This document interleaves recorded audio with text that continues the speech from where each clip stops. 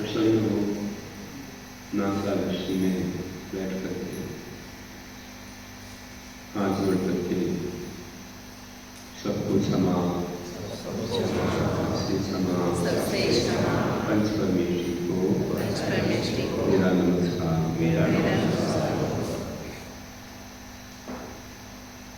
बाएं हाथ का दाएं हाथ रखें और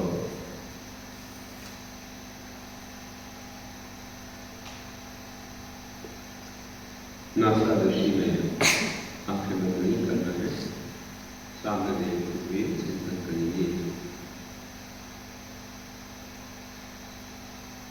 हे भगवान, हम सब लोगों ने अनादिकाल से जिन रत्नत्रय को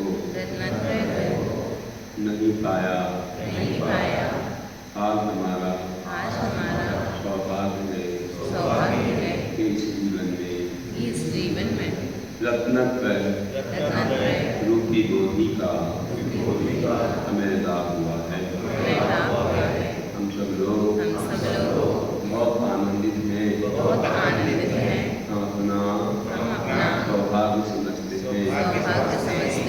सम्यक दर्शन का लाभ होते ही हमारा ज्ञान सम्यक बन जाता है। हम ज्ञान के बारे में चिंतन करते हुए विचार करते हैं कि हमारा शास्त्र आगम चार अनुयोगों में है।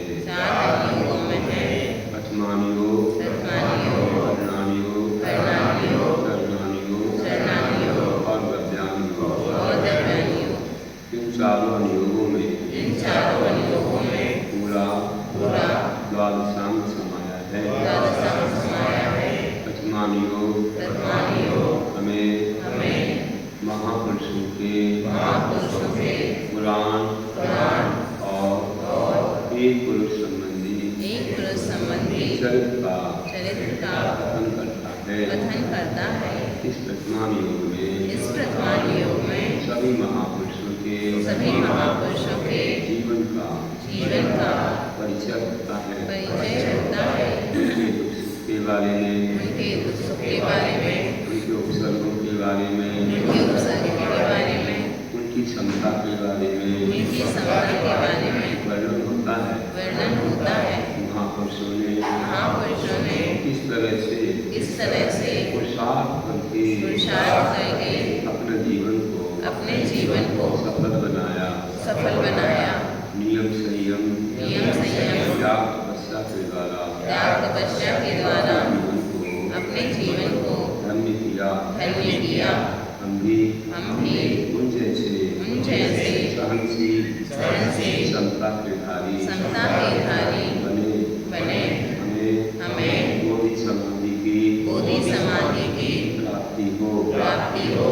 ऐसा प्रथमान योग बोधि समाधि का निदान कहलाना है। हम सब लोग ऐसे अनुयोग से अपने वैराग्य को बढ़ाते हुए कर्णानुयोग के विषय में चिंतन करते हैं। कर्णानुयोग तीनों लोगों का वर्णन करता है। गणित का वर्णन करता है। परिणामों का वर्णन करता है। हमारा यह लोक 343 धनराजु प्रमाण 14 राजु ऊंचा और यह तीन लोग षड्द्रव्यों से भरा हुआ है। इसमें हम लोग मध्य लोक में रहते हैं, जहाँ असंख्यात द्वीप समुद्र है। हम लोग जम्बू द्वीप में जिसके मध्य में सुमेरु पर्वत है। उसके भरत क्षेत्र में आर्यखंड में आर्यखंड में भारत देश में रहते हैं। हम लोग विचार करते हैं कि हमारे इस मध्यलोक के नीचे 8 पृथ्वियाँ हैं जहाँ 7 पृथ्वियों में पहली पृथ्वी के हर भाग और पंख भाग में देवों के निवास कृत्रिम जिनालय भी हैं। बाकी बहुल भाग से लेकर महात्मा पृथ्वी तक नारकियों के निवास हैं। नारकी लोग बहुत दुख को सहते हैं। सप्तम पृथ्वी के नीचे कलकला पृथ्वी है जिसमें पंच स्थावर जीव रहते हैं। हमारे मध्यलोक के ऊपर 16 स्वर्ग हैं। दो की जोड़ी से हैं। उसके बाद 9 ग्रेवियक हैं। 3 की जोड़ी से हैं। उसके बाद 9 मनुष्य हैं। उसके ऊपर पंच अनुत्तर विमान हैं। ये सभी मेहमानिक देवों को बहुत सुख होता है। इनमें सम्यक दृष्टि देव विचार करते हैं। हमें सब कुछ वैभव मिला है लेकिन संयम नहीं मिला। हम कब मनुष्य गति में जाकर चतुर्थ काल में साक्षात तीर्थंकरों का दर्शन करेंगे और वहाँ उनके समोषण में उनकी वाणी सुनेंगे। ये पर्याय में पंचकल्याण करने का सौभाग्य 16 स्वर्गों तक के देवों को प्राप्त होता है। लोकांतिक देव भगवान के दीक्षा कल्याण के पूर्व सराहना करने आते हैं। वे एक भवाकारी होते हैं। वे ब्रह्मचारी जैसे रहते हैं। द्वादशांग के पाठी होते हैं। और एक भाव में उन्हें मोक्ष की प्राप्ति होती है। और 16 स्वर्ग के ऊपर के देव अहमिंद्र रहते हैं। सर्वार सिद्धि के देव द्वादशांग के पाठी और एक भवाकारी होते हैं। सर्वार सिद्धि के ऊपर ध्वजदंड से 12 योजन पर सिद्ध शिला है। सिद्ध शिला से भी ऊपर अनुवाद वलय के पास अनंत सिद्धों का निवास है। इस तरह हम लोग कल्याण योग में 3 लोक का चिंतन करते हैं। हम लोग विचार करते हैं कि हमारे परिणाम 14 गुण स्थानों में आज पंचम गुण स्थान श्रावकों की अपेक्षा और मुनियों की अपेक्षा 6वां 7वां गुण स्थान प्राप्त कर सकते हैं। हम लोग आज 3 परमेश्वरियों का साक्षात दर्शन भी करते हैं। ऐसे आचार्य उपाध्याय और साधु हमारे जीवन को धन्य बनाते हैं।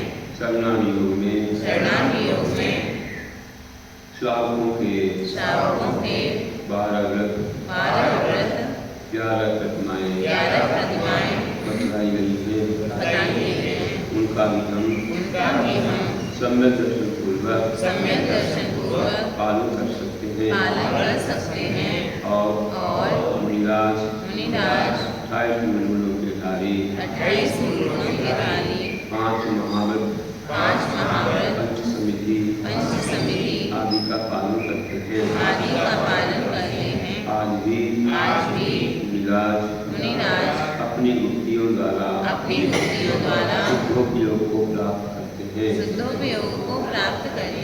श्रावकों की अपेक्षा असंख्या गुणी कर्मों की निद्रा करते हैं। श्रावक भी सम्यक दृष्टि की अपेक्षा असंख्या गुणी कर्मों की निद्रा किया करते हैं। इस तरह हम लोग चरणान योग में आचरण का वर्णन चिंतन में लाते हैं। द्रव्यानि योग में षट द्रव्यों का सप्त तत्वों का और काल परिवर्तन आदि का भी वर्णन होता है। वैसे यह द्रव्यानि योग शुद्ध द्रव्य का कथन करने वाला है। इस द्रव्यानि योग में हम लोग शुद्ध द्रव्य में अपना जीव द्रव्य जो कि ज्ञान दर्शन आदि अनंत गुणों से सहित है। इस जीव द्रव्य में अनादिकाल से कर्मों का संबंध है। उन्हीं कर्मों की वजह से आश्रव बंध आदि करता है। हम अपने निर्मल भावों से कर्मों का संबंध करते हैं। अपनी तपस्या से अपने व्रतों से कर्मों की निद्रा भी करते हैं।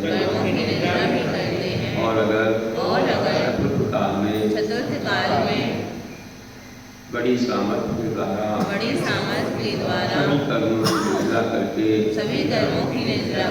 उन्हीं पद के साथ मोक्ष की भी प्राप्ति करते हैं। आज इस पंचम काल में हम अपने भावों को संभालते हुए तीनों लोगों के भ्रमण चतुर्गति भ्रमण 84 लाख योनियों के जन्म से बाहर हो सकते हैं। इस तरह कर्मों के आश्रव बंध निद्रा और मोक्ष का वर्णन करने वाला द्रव्यानि योग जीव उद्गत अधर्म आकाश और काल इनका वर्णन करता है। पाप का भी वर्णन करता है। हम लोग ऐसे द्रव्यानि योग को जान करके अपने परिणामों की निर्मलता प्राप्त करके विशुद्धि बढ़ा करके अहंत बने तीर्थंकर बने और सब जीवों का भी कल्याण करते हुए सबको 10 धर्मों का श्रावकों के 12 व्रतों का 11 प्रतिमाओं का उपदेश देते हुए सबको संसार से पार करने का मार्ग बताते हुए संपूर्ण कर्मों का क्षय करके अपनी आत्मा को महान बनाएंगे। मोक्ष को प्राप्त करेंगे। इस तरह ध्यान ही मोक्ष का कारण है। हम अभी अपनी आत्मा में पंचपरमेशी का ध्यान करते हैं। उनके ध्यान से से हमारा जीवन पावन बनेगा। हम लोग श्वास में श्वास कर रही नौवा नमोकार का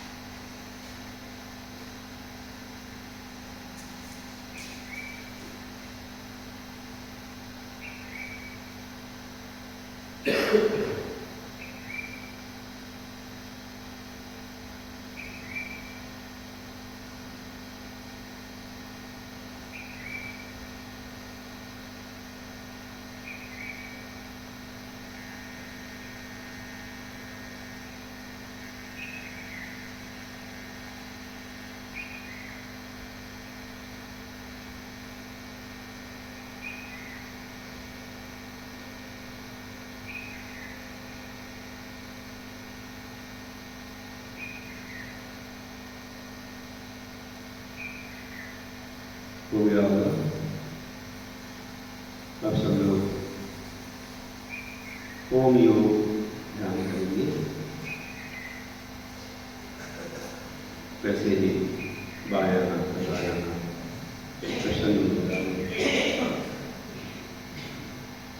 भगवान की वाणी ओंकार हमारे जन्मों जन्मों के पापों को धोने वाली और जन्म मरण की परंपरा के अंतर करने वाली है।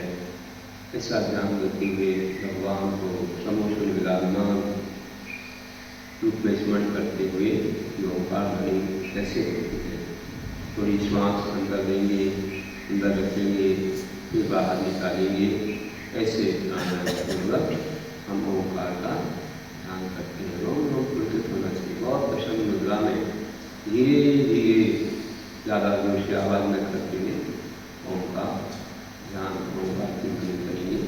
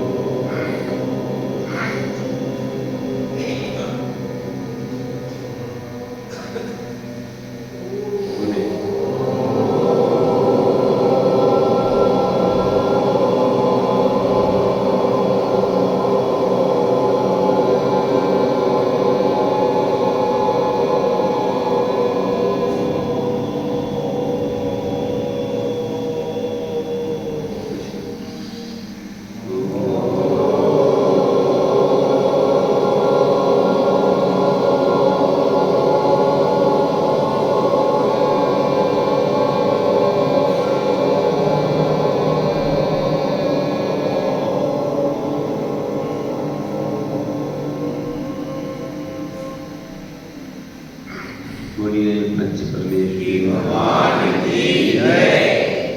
परम पूज्य आचार्य श्री आनंद सागर जी अनंतानंद परमेश्वरी भगवान की जय। तीन बार अनंतानंद परमेश्वरी भगवान की जय। तीन बार पुनः अनंतानंद परमेश्वरी भगवान की जय। योग करेंगे और आनंद योग करेंगे।